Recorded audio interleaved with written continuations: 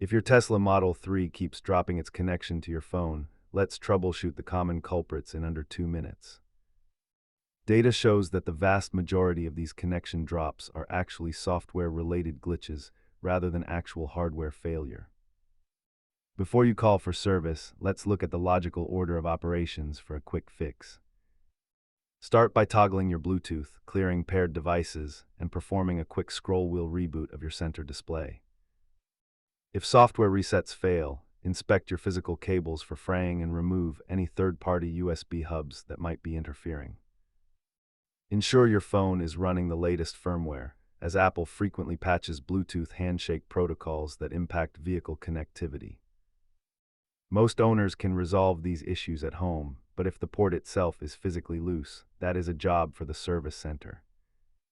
The cost difference is significant, so exhaust all your free software and cable troubleshooting steps before booking an appointment. Try connecting a different device to rule out a phone-specific setting, and always verify your Tesla's own software is fully up to date.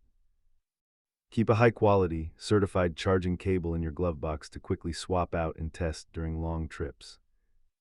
Remember, if the problem persists daily, you likely have a persistent configuration error that a full factory reset of the Tesla profile may solve. Don't let a bad connection ruin your drive. Try these fixes, and if you're still stuck, check the links in the description.